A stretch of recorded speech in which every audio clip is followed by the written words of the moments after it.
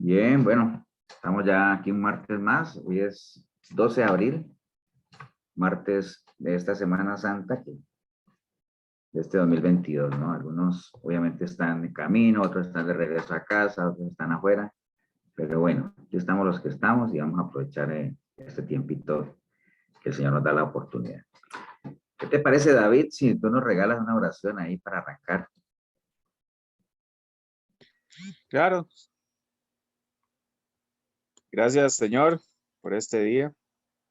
Bendícenos a nosotros, todos los que estamos reunidos hoy. Ilumínanos, dándonos mucho entendimiento, mucha serenidad. Bendice a nuestros familiares, todos los enfermos, ayúdalos. En nombre del Todopoderoso te lo pedimos. Amén. Amén. Amén. Gracias, David. Amén. Bien, vamos a hablar hoy de un tema, bueno, muy ligado a lo que estamos conmemorando en esta semana, que es la Semana Santa, ¿no? O sea, y decimos Semana Santa porque pues así se conoce, ¿no? Pero ya todos nosotros sabemos que todas las semanas son santas, todos los días son santos, todos los martes son santos, ya lo sabemos, pero bueno, eh, así la conocemos, así la vamos a tratar. Vamos a hablar hoy de la enseñanza sobre todo lo que, bueno, no todo porque es tan extenso lo que hay sobre la cruz en general. Y antes de que arrancamos, sería bueno, interesante saber qué conocen ustedes, qué saben de la cruz como tal, o sea, de dónde viene eso, qué significa la cruz, si realmente hay poder en la cruz o no, o sea, ¿qué saben? Quién quiere arrancar como participando un poquito de qué conocen sobre la cruz? La cruz como tal, ¿no? La cruz. Yo primero, de casualidad. Hágale, Marquito, usted que está fresquito. Digo yo, para romper el hielo y que las otras personas vayan pensando, ¿no? La cruz fue un método de los soldados romanos. Yo creo que va más allá de ellos, más atrás, pero era como una manera de decirles, o se someten a nosotros los romanos, o así van a terminar. Para el pueblo judío, maldito era que moría en una cruz. No sé por qué, eso lo desconozco, pastor, tal vez usted me lo pueda aclarar. La muerte en la cruz era para una persona maldita. Sé que hay un significado cuando hay dos ladrones y uno en el centro, como que el del centro era el que fue el autor intelectual y los otros dos cómplices, por ahí en algún lado lo escuché, que el padre fue obediente hasta la cruz, el hijo pues fue obediente hasta la muerte en la cruz, que gracias a su crucifixión nosotros tenemos hoy la oportunidad de tener vida eterna, si es que nosotros lo aceptamos como Señor y Salvador. Eso yo lo entendí hace mucho. ¿Qué más, pastores? Que hay tanto que se me va, pero bueno, voy a dejarlo ahí hasta para las otras personas. Amén. No dejaste nada, Marquito, está bien. ¿Qué más? Bueno, yo siento que también la cruz... Ah, perdón. No, perdón, no, igual que dice Marco, lo que yo tengo conocimiento es que en una cruz era como lo peor, como lo más bajo, ¿verdad? Esto que yo tengo conocimiento. Ok, dale, David. Eso sería. Sí, vamos a ver, para entender un poco con respecto a lo que yo veo, por ejemplo, para los católicos es algo muy arriesgado para ellos, ¿verdad? Es un símbolo.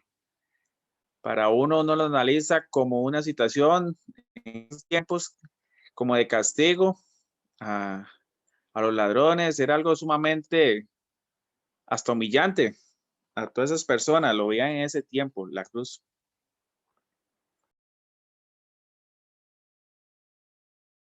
Ok, Emita. Y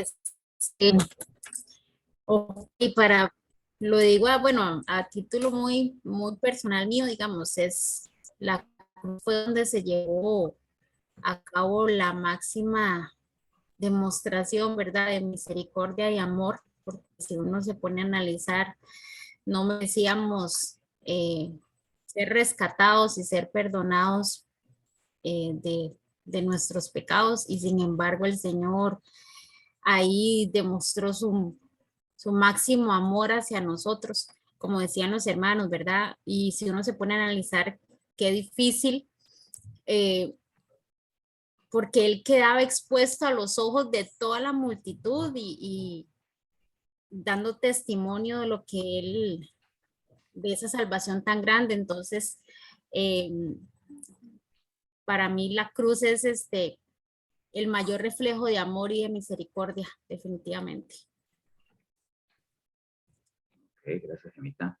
Sí, bueno, todo lo que han dicho está alineado, ¿no? O sea, la cruz digamos, hay muchas preguntas que se hacen uno sobre la cruz. Por ejemplo, si de lo que ustedes han dicho es, digamos, era un objeto de repudio digamos, en la antigüedad y todo ese asunto, ¿cómo vino a convertirse en un objeto de veneración, ¿no? De adoración, digámoslo, para lo que es la Iglesia Católica más que todo? Hay que recordar aquí que al principio del cristianismo no había Iglesia Católica y Evangélica, ¿no? O sea, era los cristianos en general, era la Iglesia cristiana, ¿no?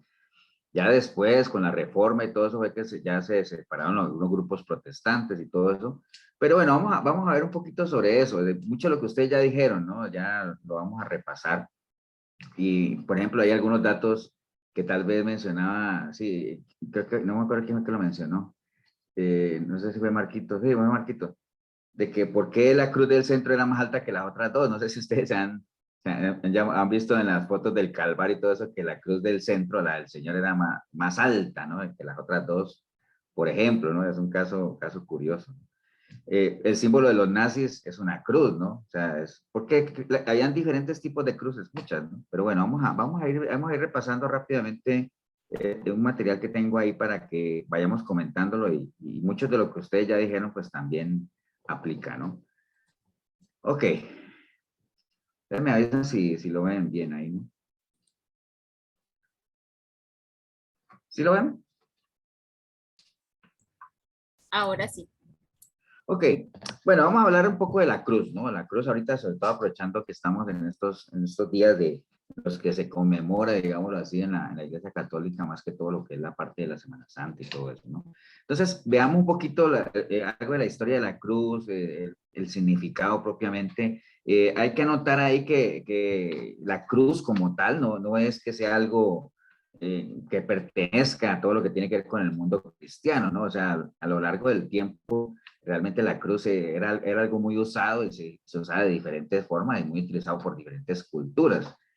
Por ejemplo, digamos, en siglos antes de la era cristiana, mucho antes, ya en Egipto se conocía lo que era la figura de la cruz y eso lo encontraban en algunos jeroglíficos que se encontraban en las pirámides y todo eso.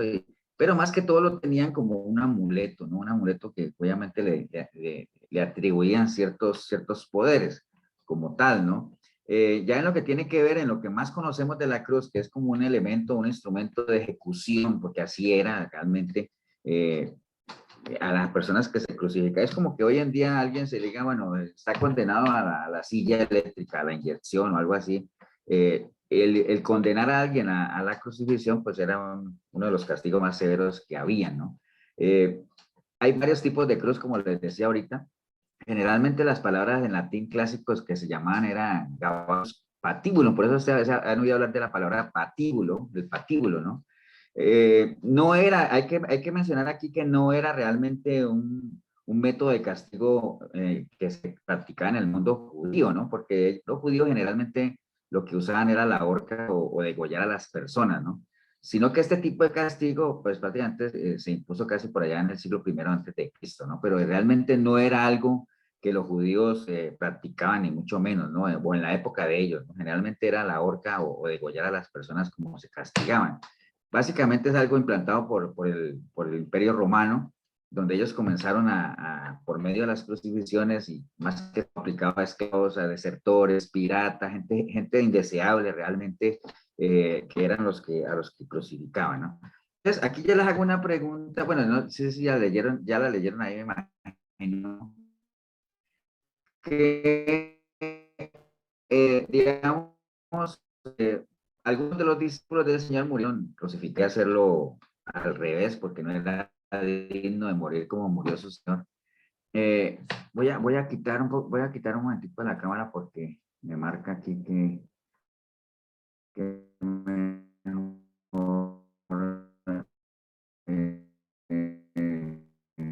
momentito. Bueno, entonces ya que a Pedro y a Andrés se murieron crucificados, pero Pablo no, porque realmente este tipo de castigo no era aplicable a ciudadanos romanos. Ustedes saben que Pablo era romano, entonces Pablo por eso no murió crucificado, más bien murió degollado, porque esto realmente a los romanos no aplicaba, ¿no?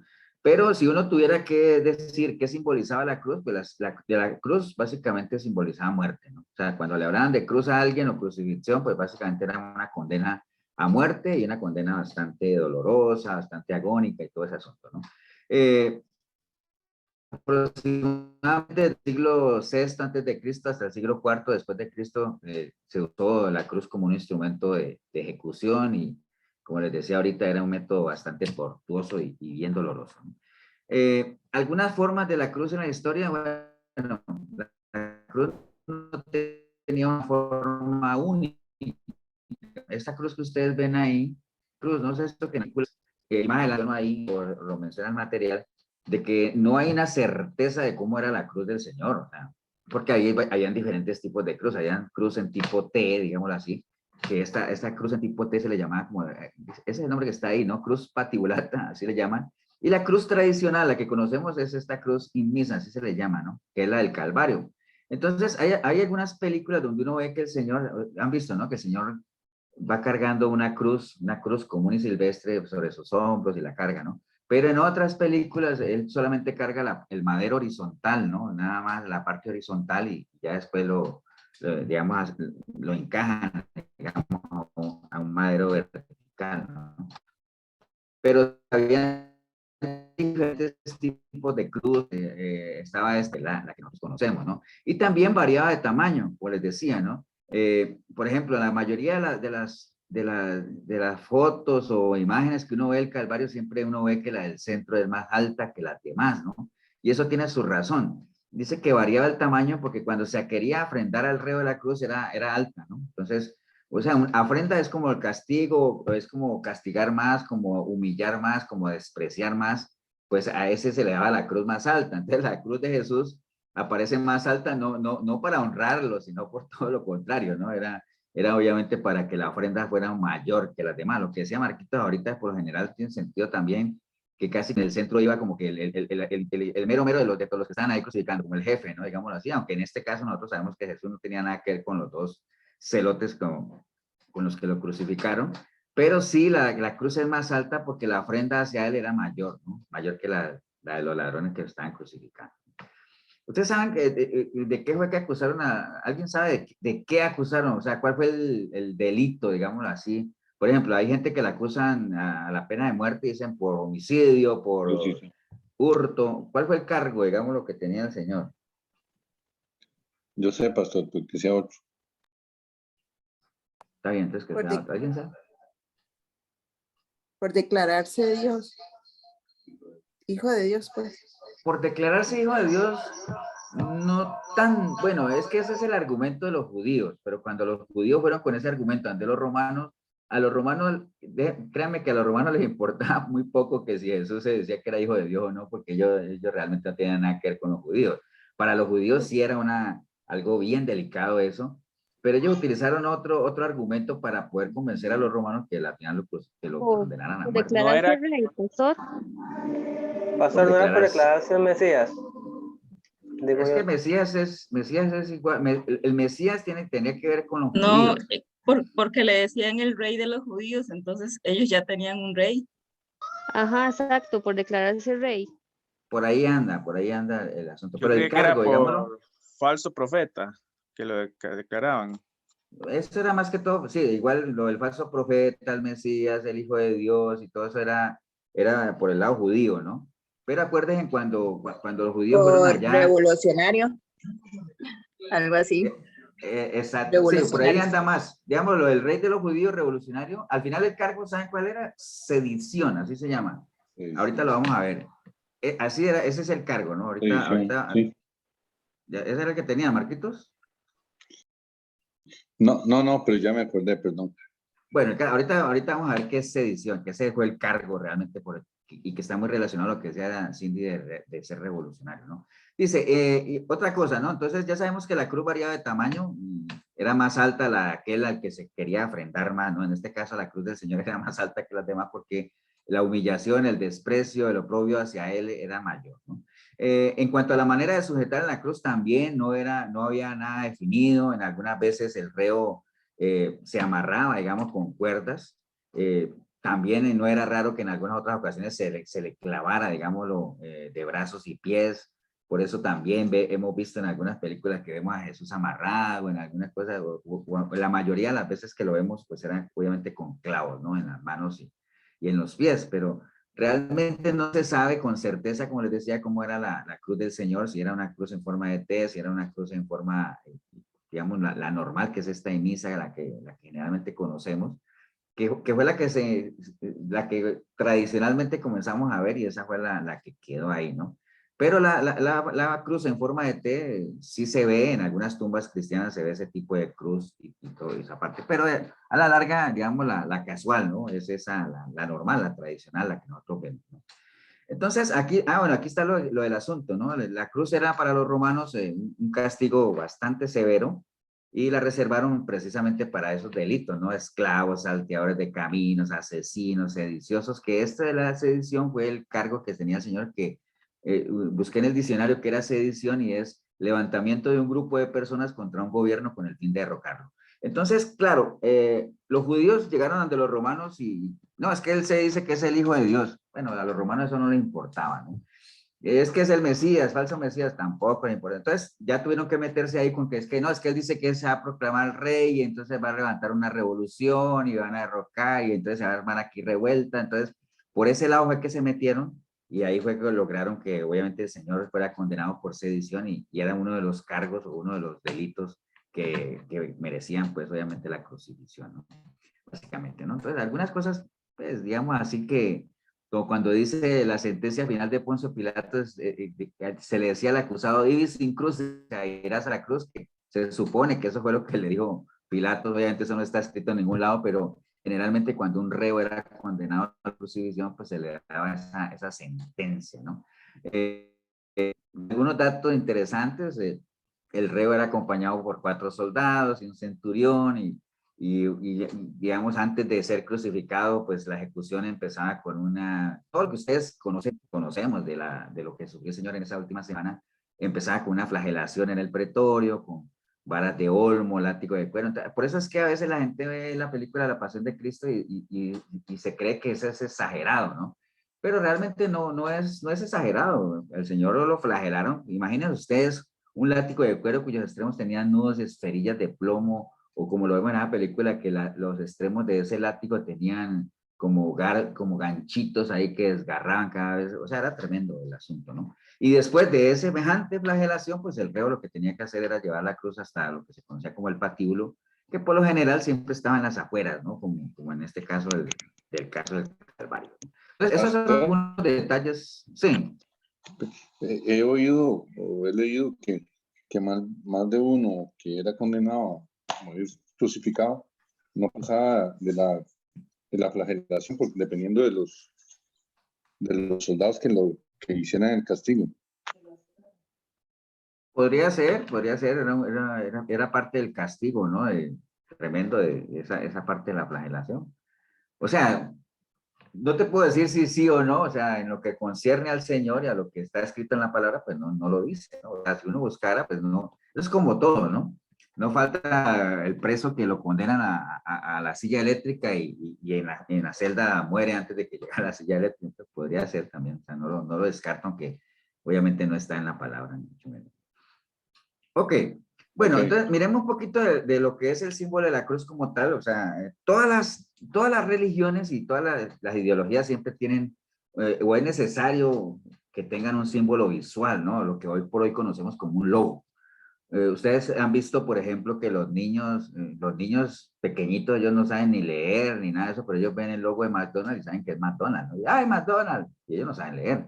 Entonces, siempre ha existido la necesidad de tener como un símbolo visual, ¿no? Algo que represente lo que es la ideología como tal. Por ejemplo, en el caso del budismo, La flor de loto es algo que representa el budismo, o a veces la figura inclusive de Buda ahí entronizado en una flor de loto, ¿no? Pero la flor de loto siempre está ligada a lo que es el budismo como tal, por algún significado que ellos tienen ahí los chinos en cuanto a eso, ¿no? Pero casi todas tienen algo, ¿no? Tienen alguna señal, ¿no? En el caso del judaísmo antiguo, ustedes han visto que ellos usaban símbolos y señales precisamente para representarse, y una de las que han adoptado ahora en los últimos tiempos es la estrella de David, ¿no? O sea, el judaísmo realmente se simboliza, ¿no? Uno ve la estrella de David, inmediatamente ya asocia con el pueblo judío y todo ese asunto, ¿no? En el caso del islamismo, ellos se representan por medio de una media luna creciente. Entonces, tienen el asunto, el marxismo, por ejemplo, con el martillo y la hoz, es lo que lo representa a ellos, ¿no? Entonces, hay una cruz que les decía yo a ustedes que se llama la cruz esvástica. ¿Han oído usted hablar de la cruz esvástica, no? Yo no, pastor. La de los nazis. La de los nazis, sí. Bueno, que no es la de los nazis, ¿no? Es una cruz esvástica que existía hace ya 6.000 años y todo ese asunto que, bueno, es la de los nazis, obviamente, pero no es que Hitler la creó, ni mucho menos, sino que más bien se apropió de esa cruz o de ese símbolo y la convirtió en su, digamos, como su imagen, ¿no? Una imagen siniestra, por cierto, porque pues ya todos conocemos lo que representan los nazis como tal, ¿no?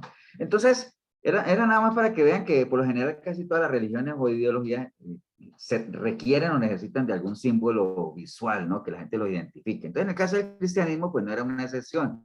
Se necesitaba, obviamente, que tuviera un símbolo, y la cruz es uno de ellos, o sea, ¿no? Porque ustedes dirán ahorita, sí, pero la cruz es católica, sí, pero acuerden que al principio no había esta división, ¿no? Entonces, la cruz de un tiempo para acá comenzó a ser un símbolo del cristianismo, digámoslo así. Mal símbolo, por cierto, pero no fue el primero, ¿no? No fue el primero porque al principio ustedes saben que los cristianos eran perseguidos y todo ese asunto, y ellos pues obviamente no podían hacer demostraciones abiertas de su religión, y en este caso la cruz pues obviamente los delataría, ¿no? Porque inmediatamente los asociarían a la crucifixión de Cristo, etcétera, etcétera, ¿no? Entonces ellos no utilizaban la cruz desde un principio como el símbolo de eso, además porque para el pueblo judío la cruz no era muy bien vista, precisamente por todo eso de que era un instrumento con el cual se ejecutaban a criminales y gente indeseable, ¿no? Entonces, imagínense uno agarrar como un símbolo de eso. A mí alguna vez me decían con el tema de la cruz que no, tal vez puede tener sentido, ¿no? Que cómo uno va a venerar una cruz que era prácticamente como un arma. Eso es como que alguien le mate a uno, un hermano, con un cuchillo, y entonces uno comienza a conseguir ese cuchillo y lo tenga guardadito y lo venere, ¿me entiendes? O sea, pero haciendo como esa analogía, ¿no?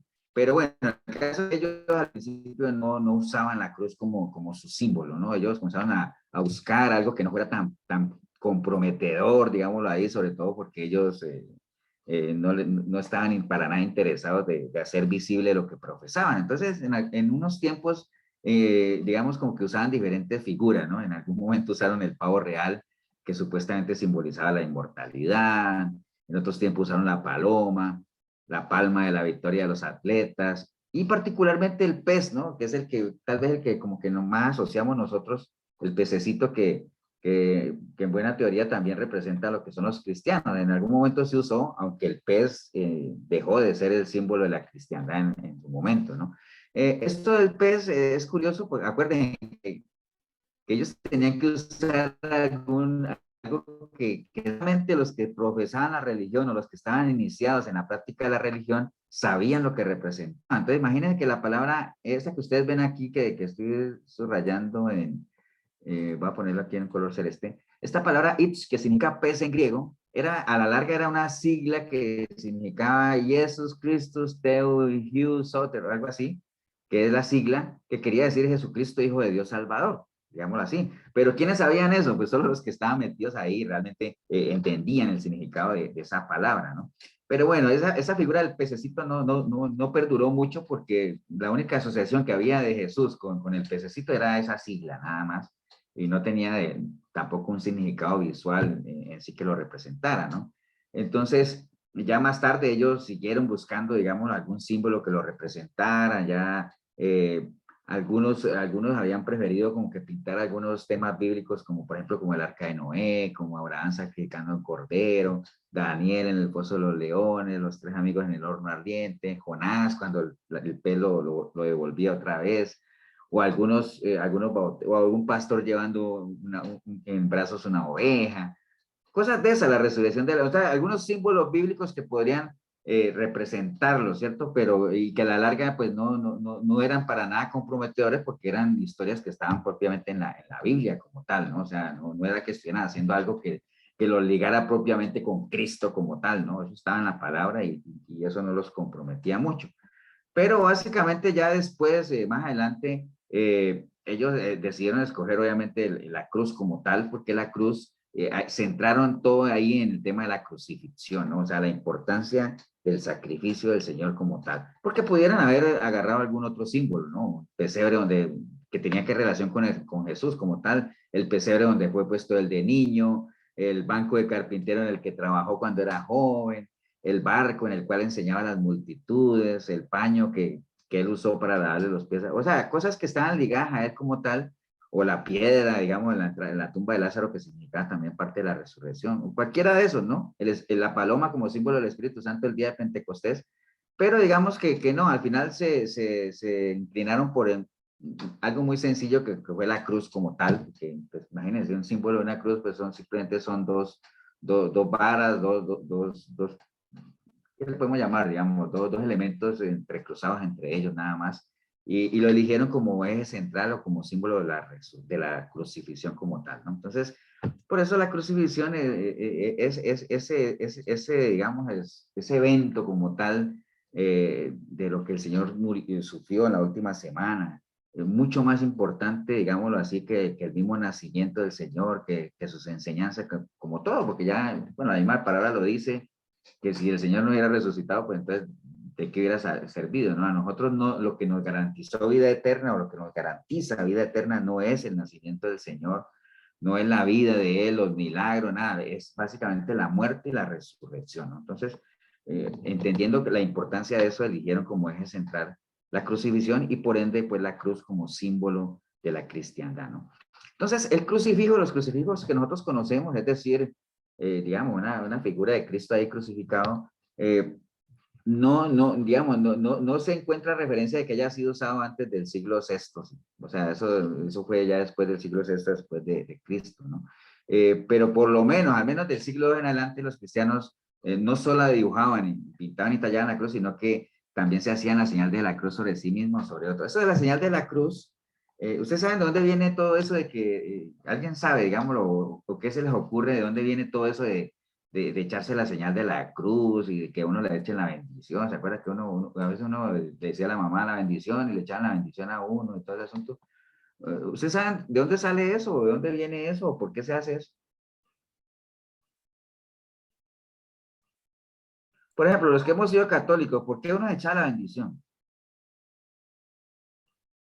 Cuando pasaba por una iglesia o un cementerio, o por ejemplo, cuando uno iba a patear un penalti y echaba 3 bendiciones. ¿Por qué? O sea, Y es algo que aún se da. Sí, claro, es algo que aún se da. Pasó, pero eso es como una tradición que uno ve de los propios padres y de los familiares, y así, y amigos.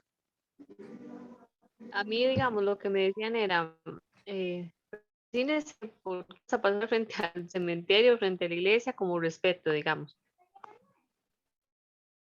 ¿Verdad? Decían mis papás. Ok.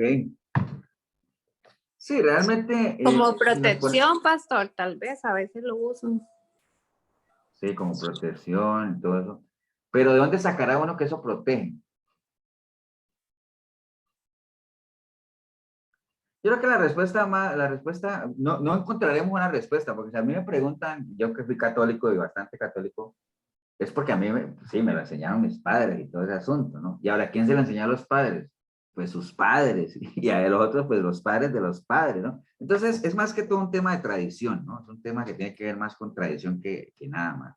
Entonces, yo tengo un libro que me ha prestado Milena aquí, es un libro de la Nueva Babilonia. Entonces, hay unos apartados de la cruz, de dónde salía eso, ¿no? O sea, y subrayé aquí algunas cosas que quería leerle nada más con esto ahora que estamos mencionando, es hacerse la señal de la cruz y todo ese asunto. Y les voy a leer algunos aparte nada más que dice, ¿acaso no ignoraban los romanos católicos? Porque esto es meramente romano católico, ¿no?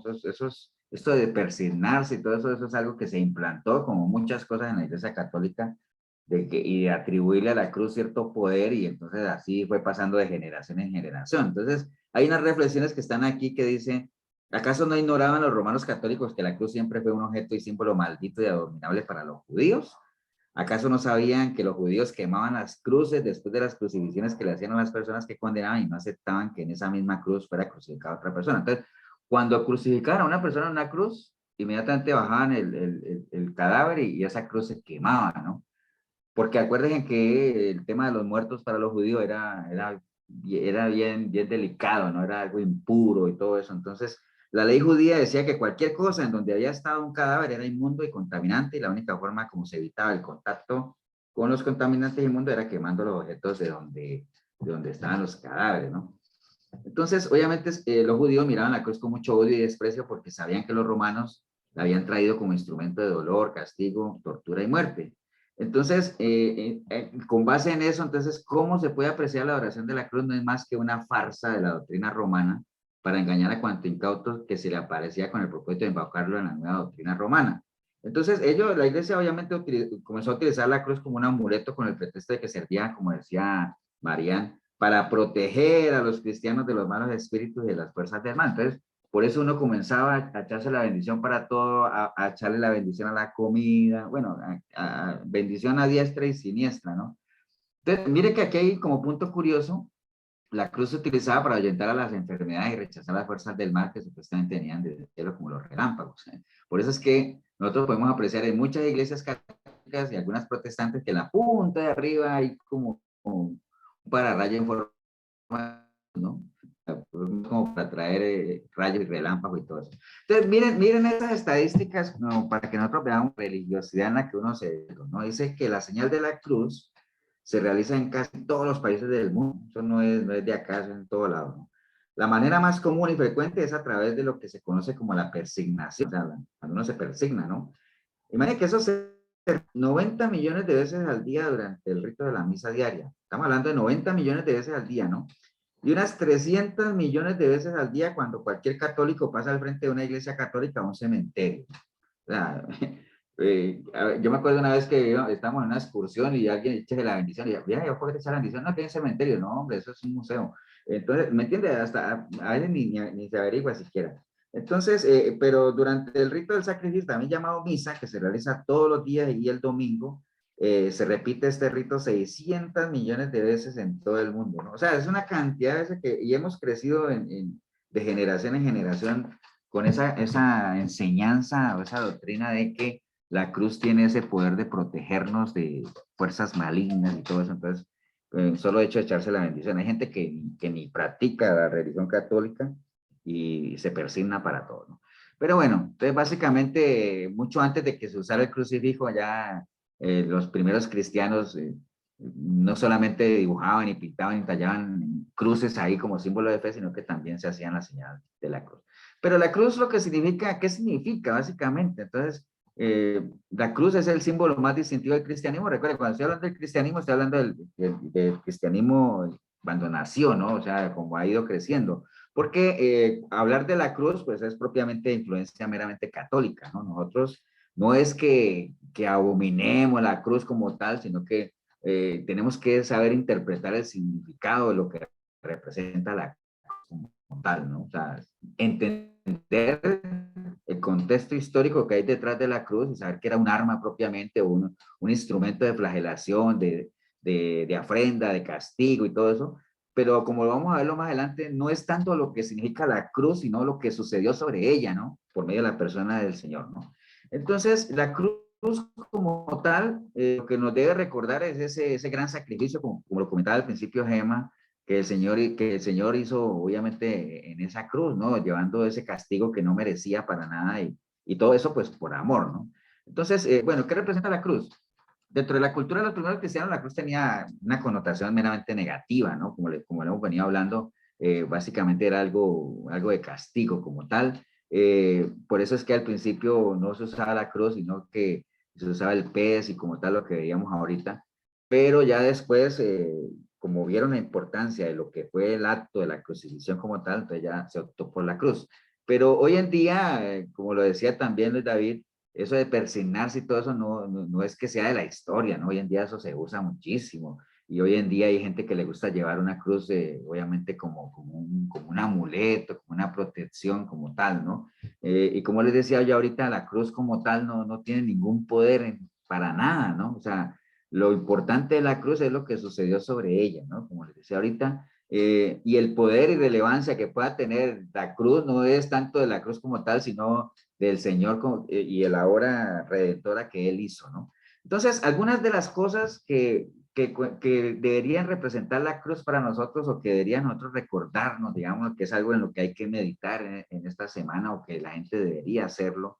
¿Qué representa la cruz? Y no solo la cruz, sino la obra de la cruz, la palabra de la cruz, o sea, el sacrificio de la cruz, porque la cruz como tal no representa nada, pero acompañada de obra, palabra o sacrificio, pues sí, ¿no? Entonces veamos algunas de las cosas que la cruz representa o debería representar, y digo debería porque hay gente que a lo mejor no le da la importancia que amerita, ¿no? Pastor. Sí.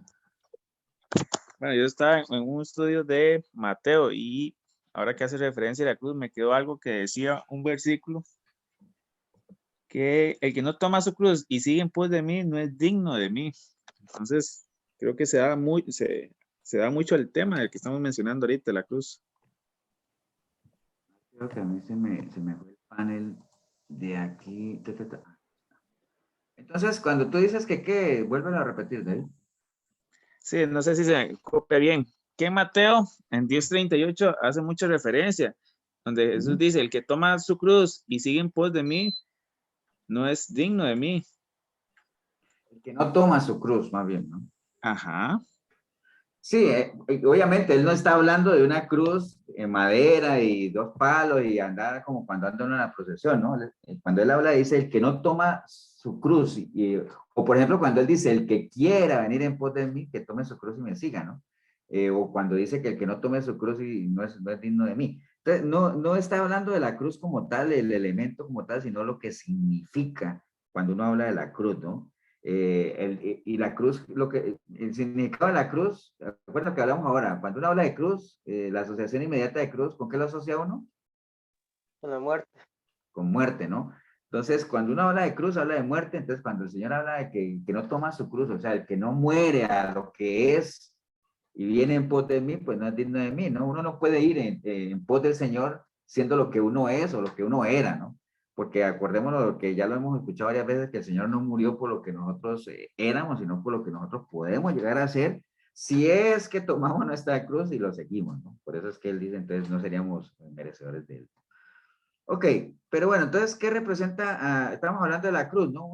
Una de las cosas que, lo primero, y tal vez creo que lo mencionó Gemma ahora, el inmenso amor de Dios por nosotros. O sea, yo creo que es una demostración de amor tremenda, lo dice en Juan, en capítulo 3 también, que dice que tanto amó Dios al mundo que dio a su Hijo único, sabiendo obviamente, porque el Señor todo lo sabe, de que iba a morir y una muerte dolorosa, ¿no? Romanos 5, 6, 8 dice, porque Cristo cuando aún éramos débiles a su tiempo, murió por los impíos, ciertamente apenas morirá alguno por un justo. Con todo pudiera ser que alguno osara morir por el bueno, mas Dios muestra su amor para con nosotros en que siendo aún pecadores, Cristo murió por nosotros. Entonces, la cruz, cuando uno ve la cruz y todo ese asunto, uno inmediatamente debería recordarse y venirle a la mente ese inmenso amor del Señor, ¿no? O sea, no hay amor más grande que aquel que da su vida por su hermano, ¿no? Entonces ustedes ya saben la historia, obviamente ya saben que a raíz de la desobediencia de Adán y Eva y el hombre se separó de Dios, fue expulsado del Edén y todo ese asunto, pero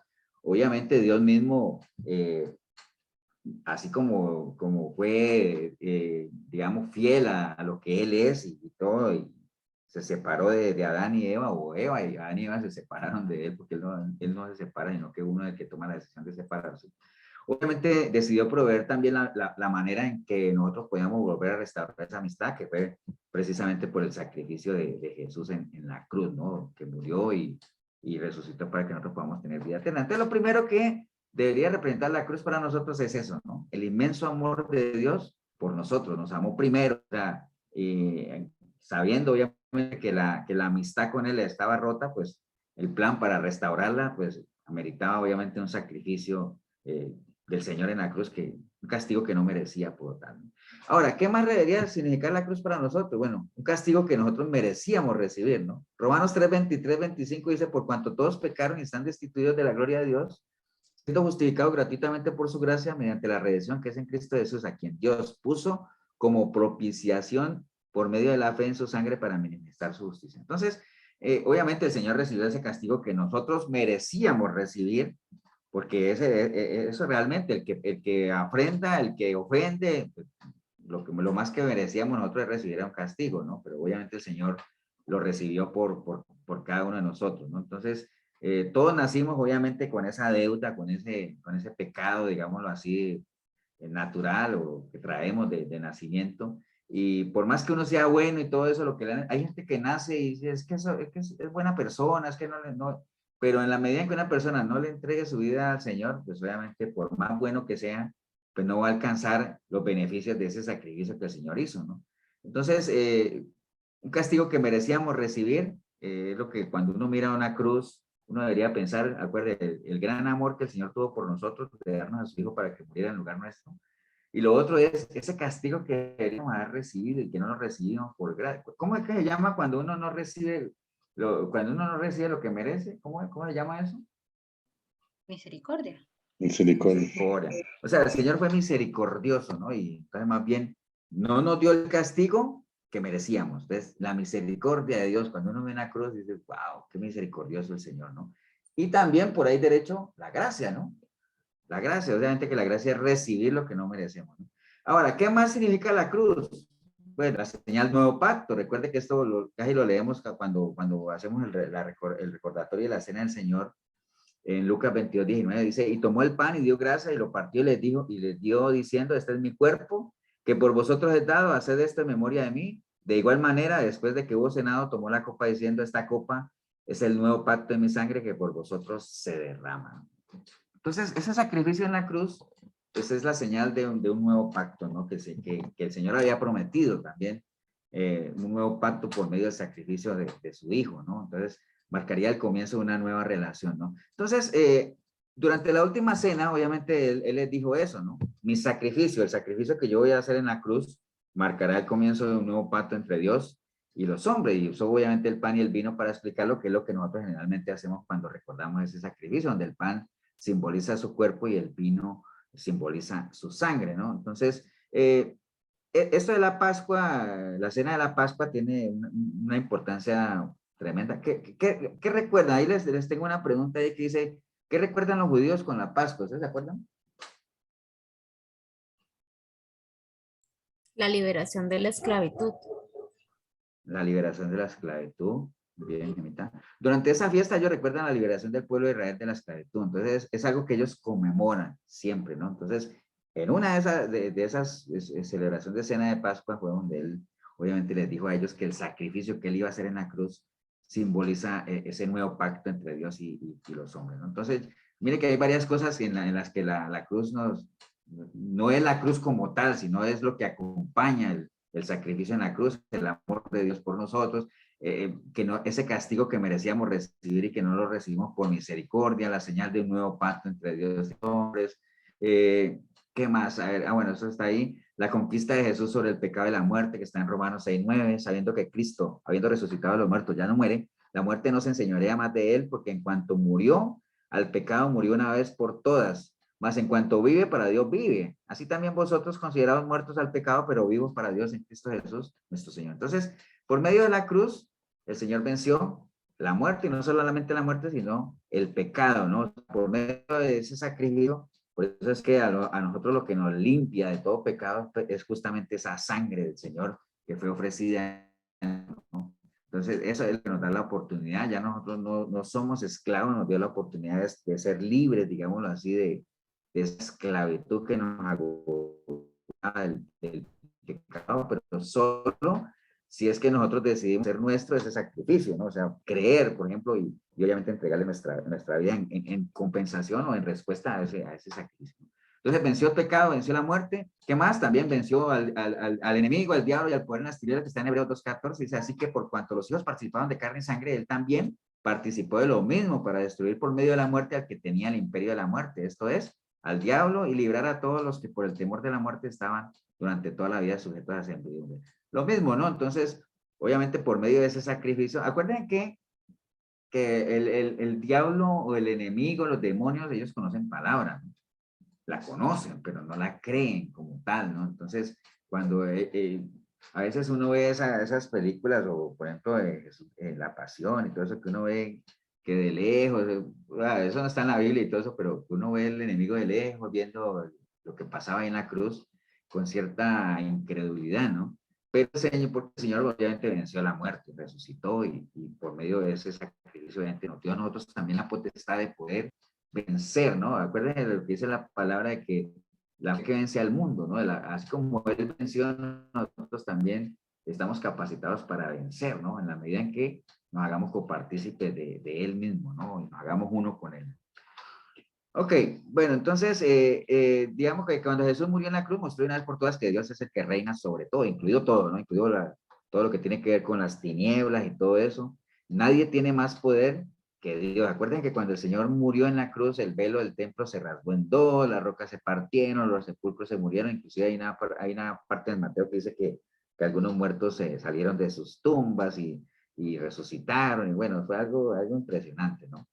Ahí se marcó un nuevo comienzo en lo que es nuestra parte, nuestra vida espiritual, donde por medio de ese sacrificio el Señor nos dio acceso a una vida eterna, ¿no? ¿Y por qué vida eterna? Porque estamos hablando de vida espiritual, porque obviamente físicamente en algún momento vamos a morir, pero no importa, si estamos, mientras estemos en Él, dice que el que esté en mí no morirá, ¿no? Nunca vivirá por siempre, ¿no? Ok, bueno, entonces más o menos esto tiene que ver con todo lo que es la parte de la cruz como tal, que debería simbolizar para nosotros. Tenemos una idea más o menos de que para el pueblo judío como tal, o los primeros judíos, la cruz era algo que ellos despreciaban y era algo que era algo inmundo, bueno, de todo, ¿no?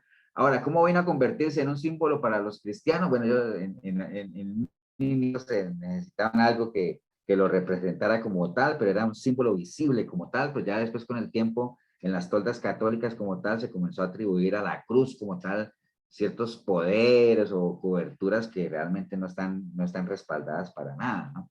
Y eso de tradición en tradición pues se vino a convertir en algo que uno hace o que uno hacía, digamos, cuando era católico sin saber por qué lo hacía, ¿no? O sea, o yo no sé si alguna vez uno se preguntaba para qué se echaban una bendición en un cementerio o en una iglesia cada que pasaba, ¿no? Pero más que todo es cuestión de tradición, ¿no? Pero bueno, entonces hablemos un poquito ya más ligado a lo que tiene que ver con esto de la semana que estamos celebrando y todo, que es la palabra de la cruz, que dice en 1 Corintios 1:18, porque la palabra de la cruz es locura a los que se pierden, pero a los que se salvan, esto es a nosotros, es poder de Dios. ¿Qué entienden ustedes cuando habla 1 Corintios? Pablo dice, porque la palabra de la cruz, ¿a qué se refiere Pablo ahí, no? ¿Qué se les ocurre?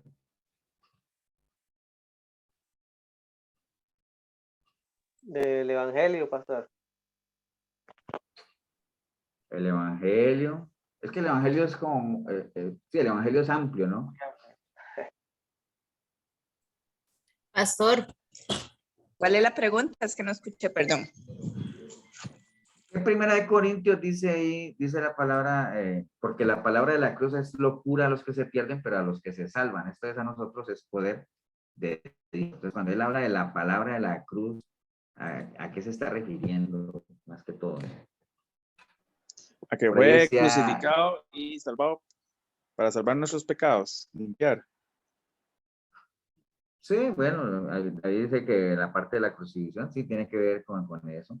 Es que, digamos, David decía que el evangelio como tal, sí, el evangelio, acuérdense que el evangelio es todo, ¿no? La suma de la palabra total. Pero cuando él hablaba, Pablo, de la palabra de la cruz, acuérdense que Pablo siempre decía que a él no le interesaba más que todo lo que él quería centrarse en presentar a Cristo y a este crucificado, ¿se acuerdan? Porque la crucifixión, recordemos lo que estamos hablando ahorita, la crucifixión pues básicamente es el epicentro de la fe, ¿no? Cristiana, es la que nos marca, digamos, el derrotero en cuanto a lo que nosotros profesamos, ¿no? Porque si no hubiera habido crucifixión, no hubiera habido resurrección, y si no hubiera habido resurrección, pues obviamente no, vano sería lo que estamos haciendo, ¿no? Entonces, cuando se habla de la palabra de la cruz como tal, que tiene que ver con el evangelio de David, no es que no tenga que ver, pues obviamente la gente que no cree en la obra redentora de Cristo y que realmente Dios le levantó de los muertos, pues eso es locura, ¿no? La gente que no tiene nada que ver con el Señor, acuérdense que al hombre natural no puede ni quiere entender las cosas de Dios porque no tiene la capacidad, ¿no? Pero para ellos todo esto es locura como tal, y eso los va a llevar a la perdición como tal, ¿no? Pero a los que se salvan, es decir, a todos los que creemos en el Señor, creemos en lo que Él hizo, creemos en su sacrificio, creemos que nos ha dado vida eterna, pues obviamente es poder de Dios, ¿no? Entonces, a eso se está refiriendo. Básicamente, lo importante de darle la importancia, lo importante de darle la importancia, valga la redundancia, a lo que es todo lo que es la palabra de la cruz. En algunas Biblias, si ustedes buscan ese versículo, habla de eso de la predicación del sacrificio de Cristo, porque la predicación del sacrificio de Cristo, digamos, es locura para aquellos que no quieren creer. Pueden decir algunas otras versiones en un lenguaje más moderno como tal, ¿no? Pero básicamente lo que tenemos que entender es que todo lo que tiene que ver con la crucifixión del Señor, todo lo que tiene que ver con la parte del sacrificio en la cruz, pues para nosotros todo eso es poder de Dios, ¿no? Porque es por medio de ese sacrificio que tenemos lo que hoy por hoy tenemos. Entonces hay que darle un gran valor a la cruz como tal, pero acuérdense, no es a la cruz, al instrumento como tal, sino a lo que rodea, a lo que sucedió ahí en la cruz como tal, ¿no? Entender eso, ¿no? La muerte, la entrega del Señor ahí, cómo en medio de cómo fue obediente hasta llegar a ese punto, como cuando el Señor dice que el que tome su cruz, como hablamos ahora con David, no es tomar una cruz y andar con ella en el hombro, sino es simplemente llevar a la cruz, crucificar en ella nuestras pasiones, nuestros deseos, la carne como tal, que muera ahí, y para que la nueva criatura, así como el Señor fue levantado de los muertos, pues también sea levantada, ¿no? Entonces, básicamente fue un precio ahí, entender ese sacrificio que el Señor obviamente pagó para darnos vida eterna, ¿no? Isaías 53:4 dice, ciertamente llevó Él nuestras enfermedades y sufrió nuestros dolores, y nosotros le tuvimos por azotado, por herido de Dios y abatido. Mas el herido fue por nuestras rebeliones, murió por nuestros pecados, y el castigo de nuestra paz fue sobre Él, y por su llaga fuimos nosotros curados. Aquí con este versículo, ya que lo leí, hay una enseñanza bien curiosa, que no deja de ser una falsa enseñanza, de decir que nosotros somos sanos por las llagas de Cristo. Ustedes han escuchado eso, ¿no? Bueno, cuando alguien está enfermo, ¿no? Es que yo me declaro, sobre todo la gente que le gusta declararse, ¿no? Yo me declaro sano por las llagas de Cristo. ¿Lo han oído o no? Sí, señor. ¿Qué pasa? Claro, claro. Se usa mucho eso de que sí, y que ninguna enfermedad va a tocar porque la llaga de Cristo me sana, y la llaga de Cristo, y la llaga de Cristo. Entonces la gente se apoya en este versículo para decir, es que ahí dice que por sus llagas fuimos curados, por sus llagas. Pero bueno, habría que leerlo bien, ¿no? Dice, ciertamente llevó Él nuestras enfermedades, ¿cierto? Y sufrió nuestros dolores. Entonces, cuando dice que Él llevó nuestras enfermedades y sufrió nuestros dolores, es porque, digamos, el Señor cuando estuvo aquí, 100% hombre, pues obviamente él sufrió lo mismo que sufría cualquiera de nosotros, se cansaba, igual, ¿no? Porque obviamente Él vino a ser uno de nosotros, ¿no? Él llevó nuestras enfermedades, sufrió nuestros dolores, y nosotros le tuvimos por azotado, por herido y abatido. Pero la clave de todo eso está, dice que más el herido fue, ¿por qué fue herido Él? Ahí lo pueden leer, ¿no? Más el herido fue, ¿por qué? Nuestra rebelión. Nuestras rebeliones. Por nuestras rebeliones. Y fue molido por Nuestros pecados. nuestros pecados. Entonces, el Señor vino a morir en la cruz, no por nuestras enfermedades, ¿no? No va a decir que el Señor fue a la cruz para que a mí no me diera COVID, o para que no me dé dengue, o que no me dé... Él no vino a morir en la cruz por nuestras enfermedades, Él vino a morir en la cruz por nuestras rebeliones y por nuestros pecados, ¿cierto? Entonces, y el castigo de nuestra paz fue sobre él y por su llaga fuimos curados, ¿no? ¿Curados de qué? De nuestras rebeliones, de nuestros pecados, ¿no? Entonces, no es que las llagas de Cristo uno lo sabe, que yo soy sano por la llaga de Cristo, no, yo sí fui sanado por las llagas de Cristo, pero ¿de qué? De nuestras rebeliones, de nuestros pecados, ¿no? Porque nada más recordemos eso de que el Señor no murió en la cruz por enfermedad, el Señor murió en la cruz por pecado y por rebelión. Nada más como para tener eso ahí ahora que lo leí. Entonces, hay muchas personas que buscan los beneficios de la cruz. ¿Cuáles son los beneficios de la cruz? Bueno, obviamente la vida eterna, el gozo, tener paz en nuestro corazón, sentirnos alivianados, botar esa carga cuando el Señor dice, vengan a mí los que estén cargados, que yo les haré descansar. O sea, hay muchos beneficios de la cruz, ¿no? El problema es que hay mucha gente que quiere los beneficios de la cruz, pero sin subirse a la cruz, ¿no? ¿Qué es subirse a la cruz? Bueno, lo mismo que hablamos ahorita, ¿no? ¿Para qué subían a alguien a la cruz? Para exponerle que todo el mundo lo viera. Pero digamos, alguien lo ponían en la cruz, ¿para qué era? No tanto para que lo vieran, Davis, sino ¿para qué? O sea, Para humillarlo.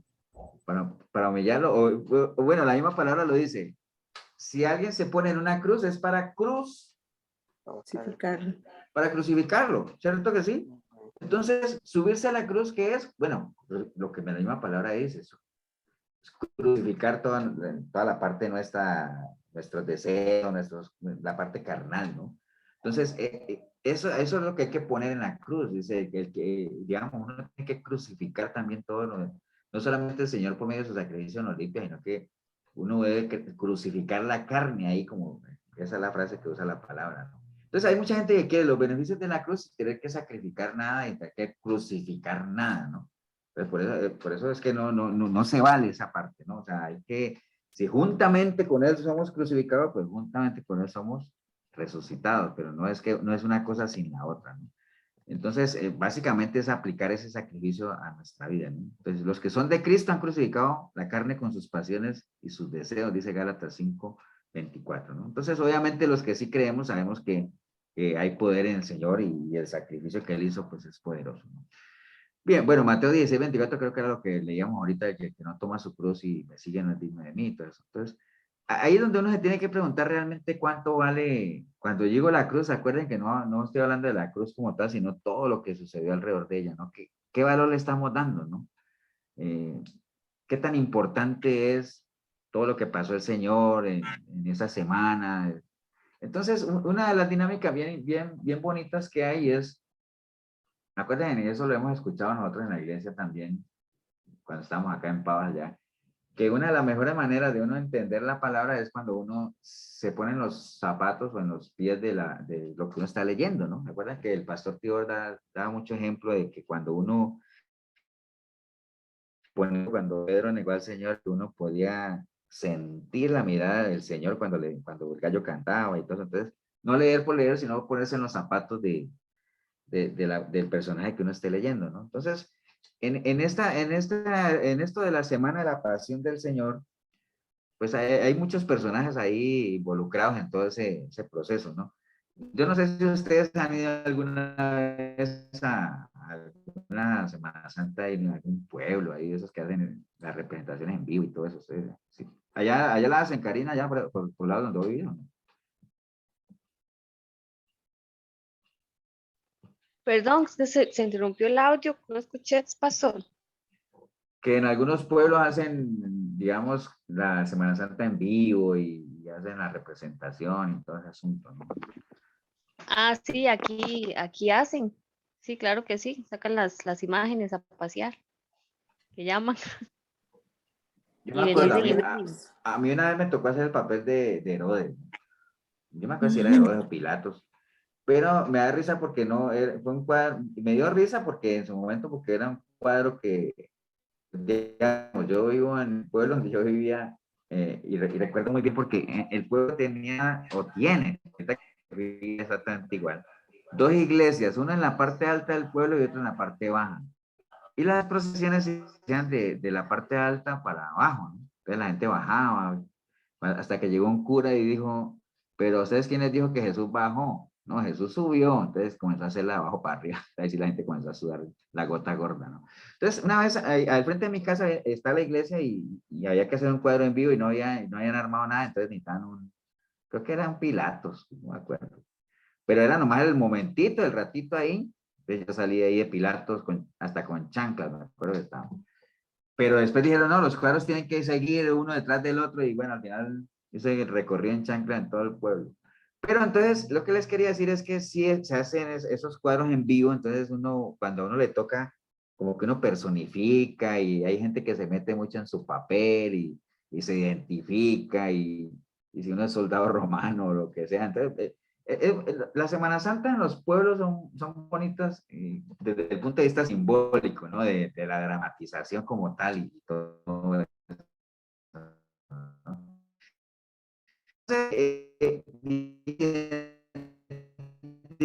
Con los personajes es una forma de uno poder palpar la palabra y como que eso que está aquí, si ustedes tienen una Biblia a la mano,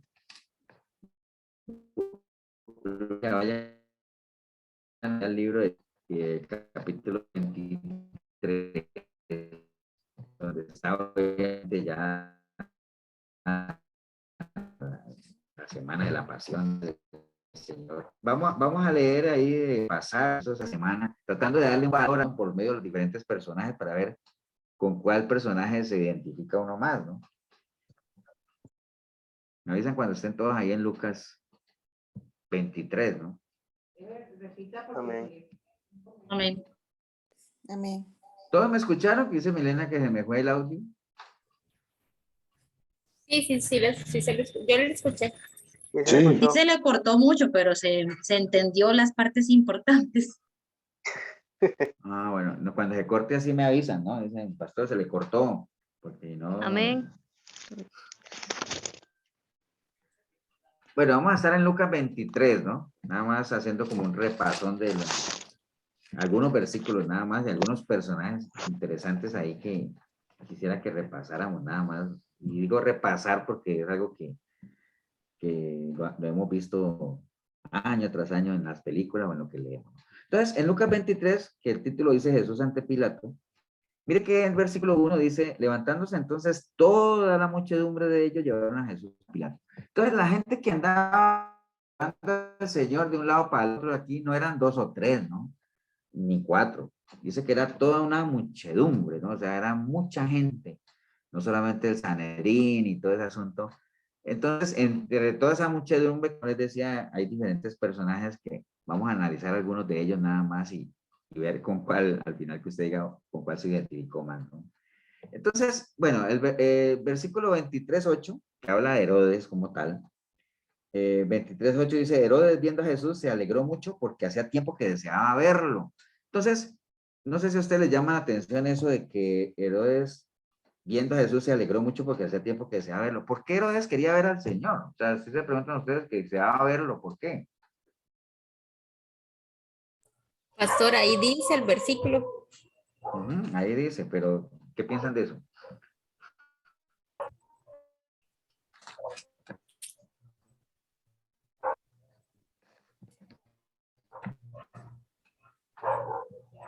Es que su fama. Bueno, sí, dime. Sí, es que digamos, según el versículo, ¿verdad?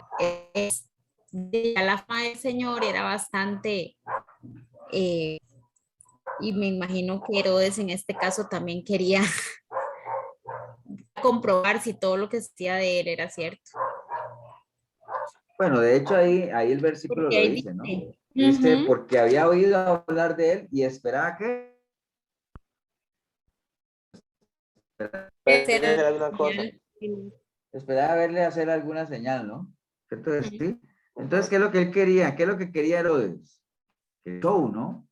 O sea, como quien dice, bueno, ya debe hablar de esto y bueno, quiero que me haga algo, quiero que me haga alguna señal o que me haga, que, no sé. Porque Herodes no era ninguna pera en duda, ¿no? Herodes tenía un pasado bien oscuro.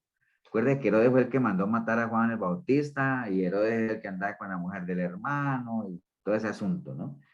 Y si nosotros vemos ahí en el versículo, y seguimos leyendo, y dice que Herodes le hacía muchas preguntas, pero él nada le respondía. O sea, el Señor no le respondió absolutamente nada a Herodes, ¿no? Y estaban los principales sacerdotes, los escribas, acusándole con gran vehemencia. Entonces Herodes, con sus soldados, le menospreció y encarneció, vistiéndole de una ropa espléndida y volviéndole a Pilato. Se hicieron amigos Pilato aquel día porque enemistaban entre sí.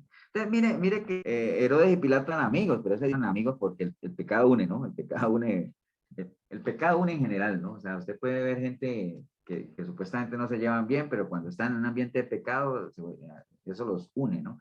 Entonces, Pilato era una persona que realmente tenía sus antecedentes como tal, y si ustedes se ponen a ver ahí, el Señor no le respondió nada a Pilato, ¿no? Porque el Señor no le responde a todo el mundo, ¿no? Él es muy selectivo y a eso se refiere cuando dice que Él es manso, ¿no? Una persona mansa no es aquella que se deja menospreciar y humillar, sino que tiene dominio propio, ¿no? Y no es que le esté hablando al que, no, yo le respondo cuando tenga que responder y a quien le tenga que responder. Entonces, si ustedes ven ahí, Herodes, al ver que el Señor no le respondió, pues más bien se fue, ¿no? Menospreciándolo, ¿no? Entonces, en las iglesias hay muchos Herodes de ese tipo, ¿no? Siempre buscando señales, buscando a ver cómo se va a manifestar el Señor hoy, a quién irán a tocar, a quién irá a sanar hoy. Entonces, hay gente que va a las iglesias solo a eso, ¿no?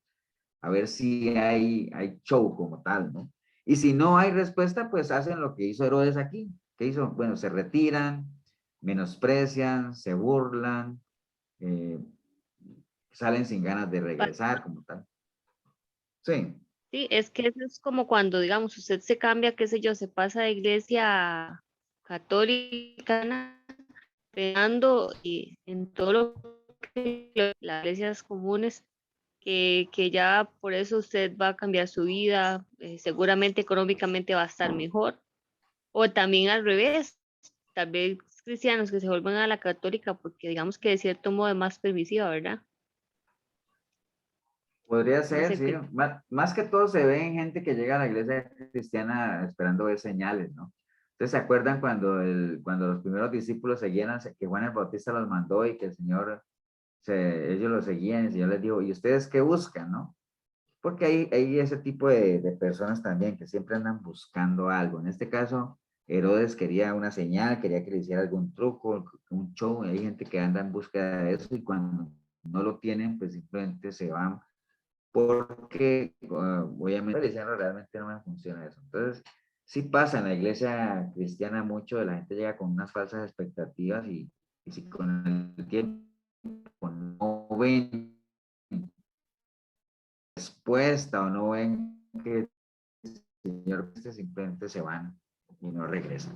Entonces, ese es el primer personaje. Herodes, obviamente una persona siempre buscando señal, se van, ¿no? O sea, ¿cuánta gente no llega a decir, llega un... Te había oído, ¿no? Se le cortó. Están en eso. De oídas te había oído, pero muy pocos. ¿Se cortó? Sí, ¿Sí me mucho. oye? No sé si es mi internet o el de usted. No, no sé, creo sí está fallando el internet, se entrecorta, a ratito le entendemos, a ratito es como que se corta o se pega el audio. Yo creo que es el suyo, Sí, pastor. bueno, tiene que ser acá. Lo que Se pasa corta es y ya que... después se le logra como Ok, bueno, ustedes me avisan si se oye mejor o no. ¿Sí me oyen? Sí, señor.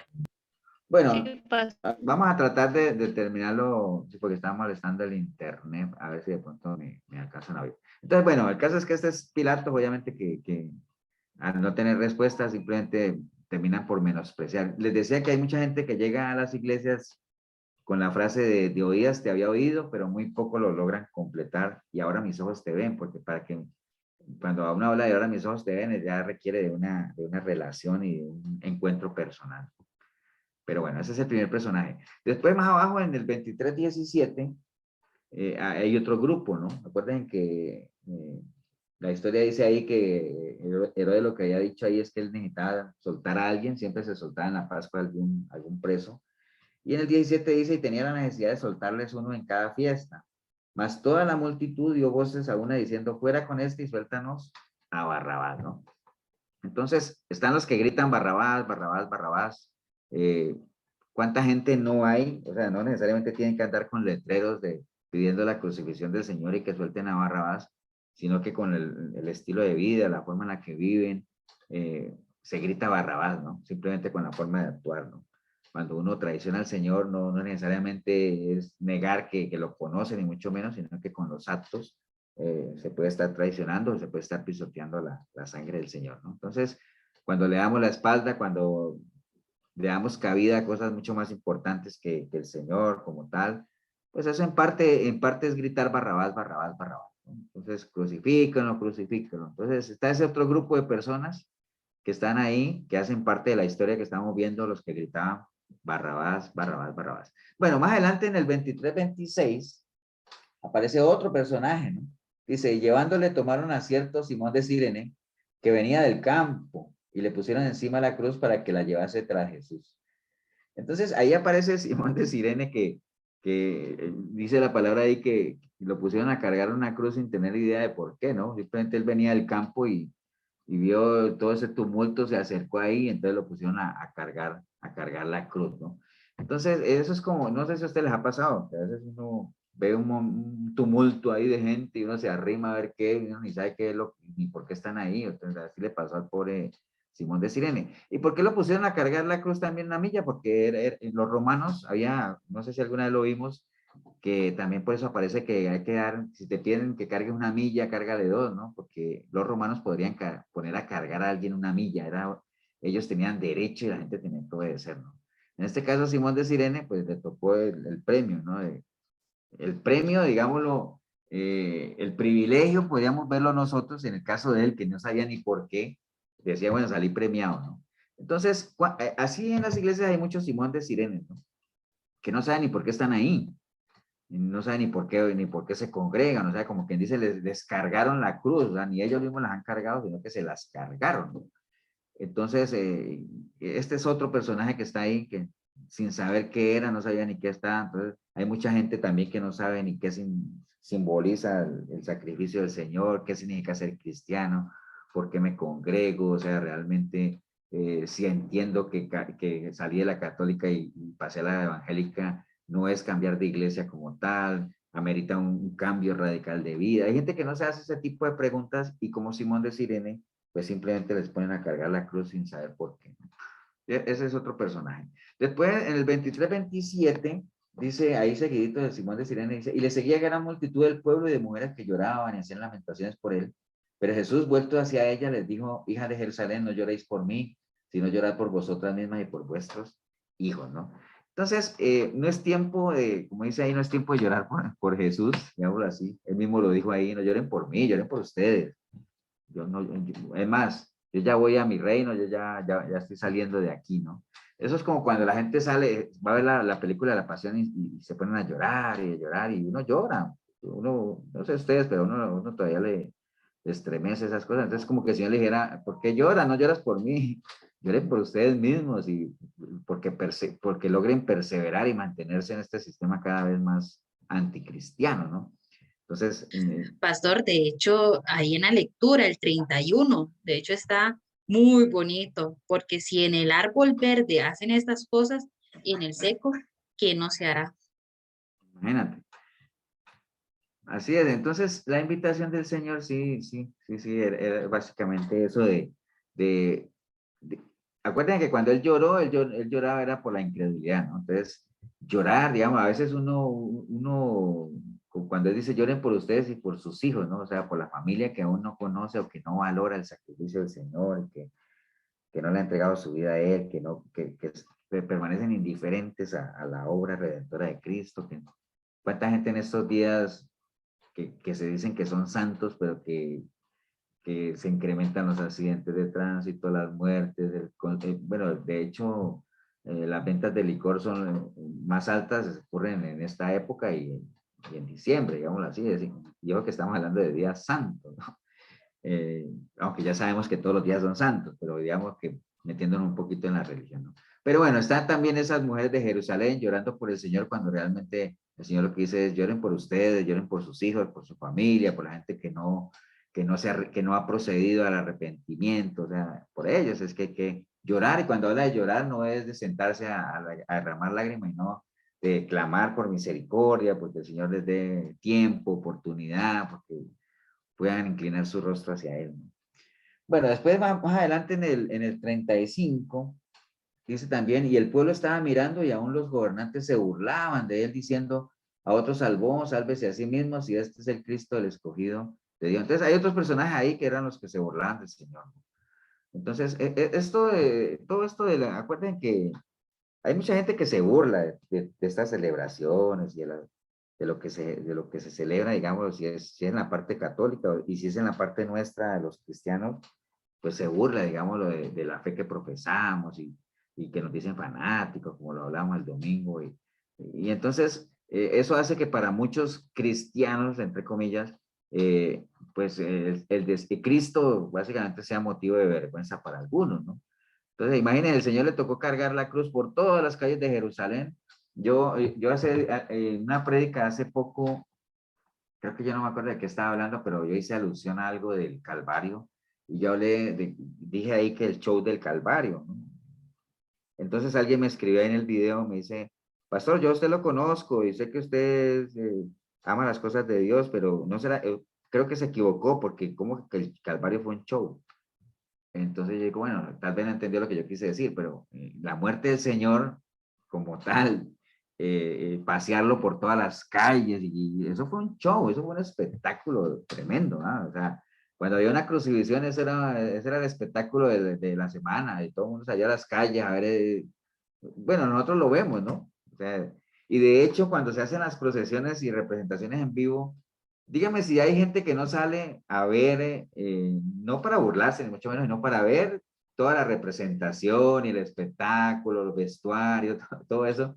Entonces tiene tintes de espectáculo, ¿no? Entonces, pero realmente la muerte del Señor y todo lo que Él sufrió y pasearse por las calles de Jerusalén y subir hasta el Gólgota y todo eso fue todo un espectáculo, ¿no? Realmente, ¿no? Y entonces, y aún así, a pesar de todo lo que Él sufrió, pues hay gente que le avergüenza reconocer su cristianismo, ¿no? Y Lucas 9:26 dice, porque el que se avergonzara de mí y de mis palabras, de este se avergonzará el Hijo del Hombre cuando venga en su gloria y en la del Padre y de los santos ángeles, ¿no? Entonces, imagine, qué bueno sería que uno le pudiera decir al Señor, wow, Señor, qué orgulloso me siento. ¿Me entiende? Entonces, están esos otros personajes, que son los que se burlaron del Señor. No falta el que se burla realmente de lo que se conmemora, aunque recuerden que eso no es, vuelvo e insisto, ¿no? Hablo de eso porque estamos en estos días, pero es algo que nosotros tenemos que recordar todos los días, ¿no? Y el sacrificio del Señor, estar presente siempre en nuestra mente, lo que Él hizo, valorarlo y sobre todo responderle a Él de tal forma que podamos dar a entender que no fue en vano todo lo que Él hizo. Entonces están esos personajes que son los que se burlaron. Después en el 48 hay otros personajes, dice, y toda la multitud de los que estaban presentes en este espectáculo, mire que la misma Biblia lo dice, y no lo digo yo, y toda la multitud de los que estaban presentes en este espectáculo, porque fue un espectáculo, viendo lo que habían acontecido, se volvían golpeándose el pecho, ¿sí o no? Se volvían golpeándose el pecho, pero todos los conocidos de las mujeres que le habían seguido desde Galilea estaban lejos mirando estas cosas. Entonces habían otros personajes ahí, que eran los que se golpeaban el pecho, ¿no? Entonces, ¿se acuerdan en la católica cuando uno rezaba y decía, por mi culpa, por mi gran culpa? ¿Me acuerdan cuando se golpeaba el pecho varias veces? Entonces, ¿cuántas veces uno no se golpeó el pecho cuando estaba allá pero uno no se arrepentía, era un mero ritual, ¿no? O sea, no significaba golpearse el pecho el estar arrepentido. Entonces había gente ahí en la multitud que se golpeaban el pecho y decían, ay, se lamentaban de lo que pasaba, pero de ahí no pasaban, ¿no? Era un golpe superficial nada más. Y Joel 2:13 dice, rasgad vuestro corazón y no vuestros vestidos. O sea, los verdaderos golpes de pecho no son aquí de golpearse por afuerita, ¿no? Es rasgar el corazón y no los vestidos. Y convertíos a Jehová vuestro Dios, porque misericordioso es y clemente, tardo para la ira y grande misericordia y que se duele del castigo. Entonces, no falta el que se golpea el pecho nada más y qué pesar y qué lástima, pero la vida sigue, ¿no? Siguen exactamente igual, eso no sirve para nada. Bueno, en el 50 aparece otro personaje que dice, había un varón llamado José de Arimatea, ciudad de Judea, el cual era miembro del concilio, varón bueno y justo. Entonces aparece José de Arimatea, que él se proclama como un discípulo secreto de Jesús, porque apareció ya cuando el Señor se había muerto, ¿no? A reclamar el cuerpo y todo eso. Entonces era un discípulo secreto, ¿no? Al igual que Nicodemo. Recuerda que Nicodemo se apareció de noche buscando al Señor y decía, yo creo que tú eres el Hijo de Dios por las señales que das, pero te busco de noche para que no nos vean, ¿no? Entonces eran discípulos secretos. Entonces, ¿cuánta gente no cree realmente en el Señor y todo eso? Pero nadie sabe que son cristianos, absolutamente nadie, ni tampoco dan muestras de tal, ¿no? Entonces, no hay coherencia entre lo que se dice y lo que se cree. Acuérdense lo que decíamos el domingo, que cuando uno cree en el Señor, pero no lo confiesa, eso es cobardía, ¿no? Hay mucha gente que es muy cobarde para, por lo menos, hacer público su cristianismo. Ahora, si uno confiesa, pero no cree, es hipocresía, ¿no? Entonces, no sirve. Entonces, por eso la palabra dice que con la boca se confiesa para salvación y con el corazón se cree para justicia. Entonces, las dos cosas tienen que cumplirse, ¿no? Si no le pasaría a uno lo que le pasó a Jonás, que decía que era temeroso de Dios, pero resulta que andaba huyendo de él. Entonces, no faltan los José de Arimatea, no faltan los discípulos secretos del Señor también. Entonces, mire que hay una cantidad de personajes ligados a lo que el Señor vivió, obviamente cuando iba hacia el Calvario para culminar la obra redentora en la cruz. Y al final, pues en el versículo, devolviéndonos un poquito al 41-42, hay otro personaje ahí, ¿no? Que es el ladrón.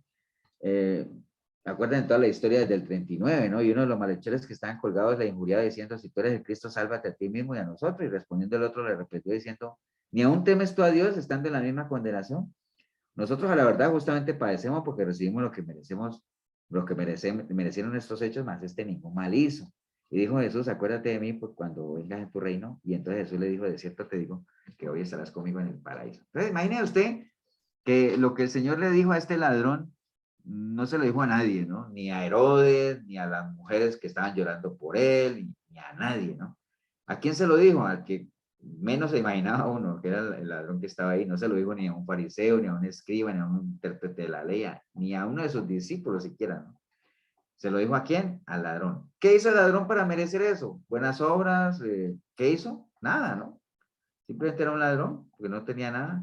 Imaginen en qué condición estaba él ahí en ese madero, o sea, sin esperanza, sin nada, encadenado, condenado a muerte, pero hizo algo que mucha gente no hace, que es aprovechar las oportunidades. O sea, Dios es un Dios de oportunidades y siempre nos las da, mientras estemos vivos, obviamente, pero este ladrón escuchó hablar del Señor, sabía de su capacidad de amar y perdonar, y aprovechando esa oportunidad que tuvo ahí, simplemente se arrepintió y le dijo que tuviera misericordia de él y que se acordara. Entonces, imagine usted si en el cielo pudieran haber, digamos, como esos comités de bienvenida, digamos así, pensando fantasiosamente, o uno no sabe, ven llegar a ese ladrón y decir, wow, el que menos esperaba al final entró, ¿no? ¿Por qué? Porque se arrepintió en el último momento y creyó sin vacilar, ¿no? Entonces, acuerde que la mayoría de los que estamos aquí, la mayoría de la gente que viene a los pies de Cristo, pues trae cola que le maje, como dicen, ¿no? No es que uno venga ahí pulcro, sin mancha, ¿no? Uno trae cosas que lo atormentan, trae su historial como tal, pero bueno, por eso es que la palabra dice que la sangre tiene poder para limpiarnos de todo, ¿no? Absolutamente todos nuestros pecados, ¿no?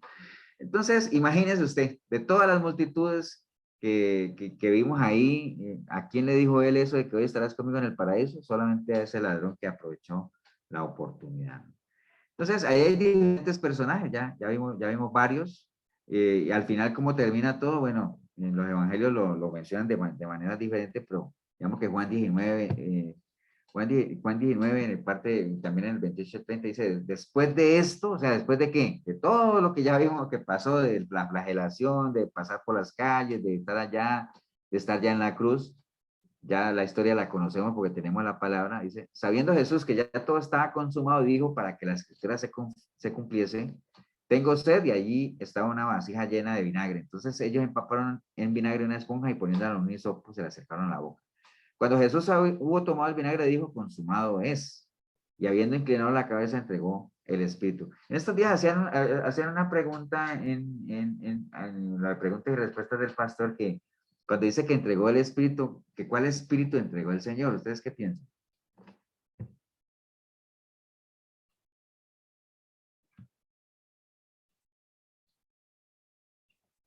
Yo digo que el Espíritu Santo. El espíritu de vida. Bueno, estamos 1-1. El espíritu, pero por la fe. No, él dice ahí la palabra que habiendo inclinado la cabeza entregó el espíritu. ¿Cuál espíritu? El espíritu que venía de Dios mismo. El espíritu de vida. Ok. Miren que es que se me pierde el panel que no lo veo. Bueno, sí, él entregó ahí. De hecho, si ustedes ven cómo está escrito ese espíritu. En minúscula. En minúscula, ¿no? Sí. Entonces, porque él ya había, ¿qué pasa con el Espíritu Santo como tal? ¿Qué pasa? Es Dios. Bueno, Sí, pero por ejemplo, pensemos en la persona de Jesús en la cruz, y cuando habla ahí de habiendo inclinado, cuando él dijo consumado es, inclinó la cabeza y entregó el Espíritu. Entonces, ese Espíritu está en minúscula, ¿cierto? Entonces, como es en minúscula, es el Espíritu de vida de él. Acuérdense que el Señor, Como hombre era. el Señor era 100% hombre, entonces igual tenía un cuerpo que al polvo volvía, en el caso de él no, porque él resucitó, pero digamos que él era tripartito igual que nosotros, tenía un espíritu de vida, que es este espíritu con él. Entonces cuando dice entregó su espíritu de vida es porque murió, ¿no? Físicamente, ¿cierto? Pero ¿qué pasa con el Espíritu Santo de Dios? ¿Qué pasó con el Espíritu Santo de Dios? ¿Dónde estaba? ¿Qué se hizo? ¿Qué?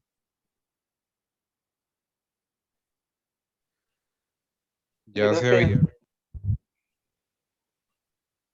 volvió el Quedó con Padre. Jesús. Lo dejó. el Quedó con espíritu Jesús. ya se había retirado porque él recibió los pecados de toda la humanidad. Esa, Pablito.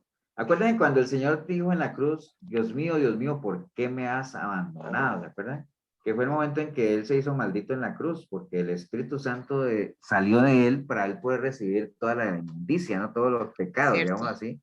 Cierto. Entonces ya el Espíritu Santo de Dios había salido de Él, precisamente por eso, y por eso es que Él se hizo en la cruz. ¿Por qué maldito de una persona que no tiene? Entonces, hubo un momento en que Jesús se hizo maldito para poder recibir todo eso. Entonces ya el Espíritu Santo pues había salido, obviamente, y quedaba la parte humana ahí, el Espíritu de vida, que cuando él dijo consumado es, que ahorita lo vamos a ver un poquito, ya él, cuando él dijo consumado es, ¿a qué se refería? ¿Alguien se acuerda? Ya Sí, se había cumplido todo la palabra. Que ya no hay nada más que hacer. Exacto, que ya ya todo se está listo. cumplió, ya no hay nada más que hacer, como dice Cindy, como dice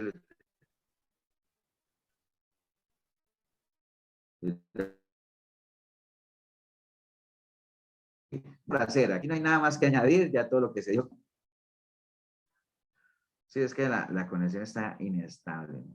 Entonces, todo lo que estaba profetizado ya se cumplió, todo está consumado, ¿no? Ahora, cuando el Señor dijo todo está consumado, no quiere decir que ya no tenemos nada que hacer, más bien empieza la tarea nuestra, ¿no? O sea, cuando Él dijo ya todo está consumado y Él entregó su espíritu y ya después vino la resurrección y acuérdense que cuando Él ascendió al cielo, y mandó al Espíritu Santo, ahí es donde viene el trabajo de la iglesia como tal, ¿no? Entonces, no es que ya no hay nada que hacer. En el caso de él, ya lo que iba a hacer, ya lo hizo, ¿no? Pero de ahí en adelante ya venía con el nacimiento de la iglesia como tal, pues más bien todo por hacer, ¿no? Entonces, por eso es ahí la responsabilidad que tenemos nosotros como iglesia, ¿no? Precisamente para hacer defensa del evangelio y dentro del evangelio, lo que es esta palabra de la cruz, todo lo que fue el sacrificio perfecto y puro del Señor, ¿no? Entonces, de todos esos personajes, ¿cuál le impacta a uno más? Bueno, hay de todo ahí, ¿no? Está Herodes, está Sirene, está tanto, ¿no? O sea, eh, no me imagino que ser como Herodes buscando señales, no sé, como las mujeres que lloran al Señor ahí nada más. O sea, el Señor ya no está para que lloremos por él, ya subió a su rey y volverá lloramos, perseveremos porque nos mantengamos firmes, porque logramos llegar hasta el final de la meta, ¿no? Los escarnecedores que se burlan de las cosas del Señor, Simón de Sirene que no sabe ni dónde está parado, José de Arimatea que es un discípulo secreto. Bueno, al final yo espero que el personaje que más impacta, pues obviamente el ladrón aquel que aprovechó su oportunidad y de todos los que están ahí, pues fue el único que se ganó, digamos, la frase de oro, ¿no? Hoy mismo estarás conmigo en el paraíso. Entonces, imagínense ustedes que aquí es bien importante esto de los dos ladrones, porque, por ejemplo, usted mire lo que yo estaba leyendo allá en el 49, dice, pero todos sus conocidos y las mujeres que le habían seguido desde Galilea estaban lejos, mirando estas cosas que dice el versículo 41. Entonces, había mucha gente mirando de lejos, ¿no? Entonces, uno de lejos, imagínense nada más ustedes, ponga a volar su imaginación que usted es uno de los espectadores del Calvario, viendo a lo lejos las tres cruces, una más alta que la otra, ya sabe usted por qué. Y usted sabe que en el centro está el Señor y que a los dos lados hay dos ladrones. Y dice, mira, el Señor muriendo ahí injustamente porque Él no le hizo daño a nadie y todo eso. Pero esos otros dos ladrones que sí lo merecían, ¿no? Entonces, digamos, la gente que estaba viendo de lejos dice, bueno, el Señor pues es Dios, ¿no? Es el Hijo de Dios y los dos ladrones pues se perdieron. Es lo que pensaría la gente que está viendo de lejos, ¿cierto? Porque es lo que uno ve de lejos. Ahora, los que estaban ahí al pie de la cruz, sí lograron escuchar las últimas conversaciones de los ladrones con el Señor y saben que uno de ellos se salvó, porque el Señor le dijo, hoy mismo estarás conmigo en el paraíso. Pero ¿quiénes se dieron cuenta de eso? Los que pudieron escuchar esa última conversación, ¿cierto que sí? Entonces, mire qué curioso aquí cuando a uno le preguntan, por ejemplo, que si alguien se suicida o que si alguien a última hora hace la oración, que si se salvará o no se salvará, pues uno no tiene la certeza de saber si la persona se salva o no se salva porque uno no conoce la última conversación en el último segundo que la persona pueda tener con el Señor. Uno no sabe, ¿no? Y como dice la palabra, el que se arrepiente, aunque sea en el último segundo, pues alcanza misericordia, ¿no? Entonces, ahí lo importante, ¿no? Entonces, por ejemplo, ese ladrón que estaba ahí, si él pudiera pensar, uy, ¿qué pensará la gente? ¿Será que la gente piensa que me salvé o no me salvé? ¿O qué querrán? ¿Será que se dieron cuenta si me salvé? No sé. Eso que le importaba al ladrón no le importaba nada, al ladrón lo que le importaba era lo que pensara Jesús en ese momento y por eso le dijo, acuérdate de mí, Señor, cuando estés en tu reino, ¿no? Que es lo que a uno le debería importarle verdaderamente lo que piense Dios, ¿no? En la relación uno a uno con Él, ¿no? No lo que piense la gente ni lo que la gente crea, ¿no? Sino lo que piense el Señor. Entonces, bueno, ahí más o menos hay como una reseña. Quería terminar con esto que me parece siempre que la tenía por ahí. Quería traerla otra vez para compartirla con ustedes. Pero bueno, hemos visto algo de la cruz, algunos datos adicionales. Ustedes se pueden meter a buscar más información sobre la cruz como tal. Hay mucha información de la cruz. Pero básicamente lo que deberíamos de entender es eso, la cruz es un instrumento de castigo, es un arma, digamos, lo que se usaba para matar o castigar ciertos delitos. La sedición, en el caso del Señor, o rebelión, era uno de los más graves, sobre todo los romanos que no toleraban ningún tipo de insurrección o de rebeliones. Se le castigó bastante fuerte. ¿Por qué tuvo que ser sedición? Porque a los romanos no les interesaba que a ellos le dijeron, mira, es que este se proclama el rey de los judíos. Bueno, a mí no me importa eso, porque eso es de ustedes. Nosotros no castigamos delitos religiosos, ¿no? Entonces, básicamente es eso. No sé si quieren aportar algo más, dado que la señal está como bien difícil del internet. Si quieren comentar algo, voy a dejar de compartir aquí. ¿Alguien quiere comentar algo antes de irnos? Pastor, o sea, los romanos entonces mataron a Jesús porque él estaba, o sea, armando grupos, ¿verdad? Los del camino, no porque ellos castigaran, ¿cómo se llama? Alguna religión. Así es. O sea, la muerte del Señor no fue, digamos, obviamente el origen de todo fue por tinte religioso en el sentido de que él, de blasfemia y todo eso, pero digamos, las acusaciones de los judíos como tal no eran como para matarlo. Recuerden que Pilato y Herodes en algún momento dijeron, bueno, es que yo no encuentro ninguna culpa en este hombre, ¿de acuerdo? ¿Por qué? Porque las acusaciones que tenían eran religiosas y eso decía, les compete a ustedes juzgarlo de acuerdo a sus tradiciones. Entonces, pero los judíos comenzaron a meter ya por otro lado, ¿no? Decir, bueno, metámosle el lado de las sediciones. Él se está proclamando rey, lo que dices tú, o sea, tiene muchos seguidores, es un riesgo tremendo que se arme aquí una revolución. Entonces, ya por ese lado, entonces sí los romanos dijeron, bueno, a nosotros no nos conviene que el pueblo se levante, ¿no? Para nada. Entonces, pero si hubiera sido desde el punto de vista religioso, inclusive ni los mismos fariseos o el mismo Sanedrín estaba totalmente convencido de que el Señor mereciera castigo, ¿no? O sea, bueno, realmente. Pero acuerda lo que dijo Caifás, ¿no? No que un hombre y al final lo profetizó, y es cierto, murió un hombre, pero al final ese hombre terminó por salvar a toda la nación. Gracias, pastor.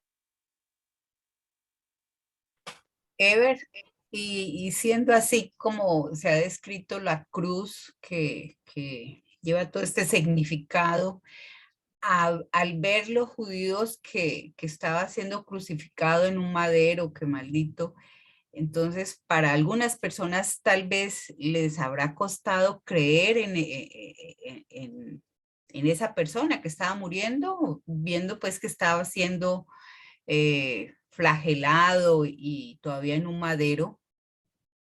Entonces eso también a veces se preguntaría, bueno, ellos que la fe siguieron creyendo en él. Es que acuérdense que ¿por qué lo crucificaron al Señor? Porque, como quien dice, no consiguió la cantidad de votos suficiente, ¿no? Diría uno, ahora que estamos en elecciones, porque era una votación, ¿no? ¿A quién quieren que libere? ¿A Barrabás o a Jesús? Y bueno, la gran mayoría de ahí, o el coro que más predominó fue Barrabás, Barrabás, Barrabás, ¿no? Entonces la gran mayoría de la gente al final terminó por darle la espalda, había gente que creía en él, había gente que tenía dudas y por eso cuando el Señor murió y se rasgó él y todo, muchos decían, oiga, de verdad que este sí era el Hijo de Dios. Entonces hasta en ese momento terminaban por creer, pero obviamente los que creían ciegamente en él, no importa si morían en un madero o no, se lamentaban y sabían que era injusto realmente, como lo que decían ahí, ¿no? Y toda la multitud de los que estaban presentes en el espectáculo viendo lo que había acontecido se volvían golpeándose el pecho. Cuando la gente golpeaba el pecho era como esa señal de dolor, ¿no? Es decir, me duele lo que está pasando.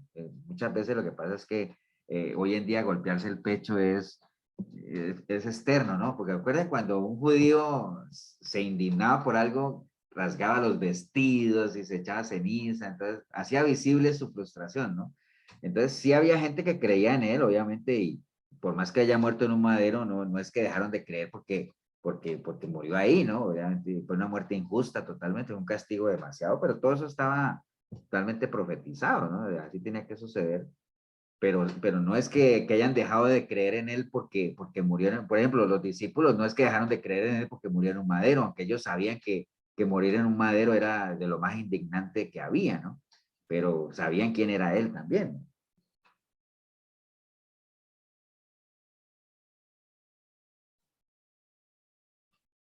¿Alguien más, chicos y chicas? Se entrecortó nuevamente, pastor.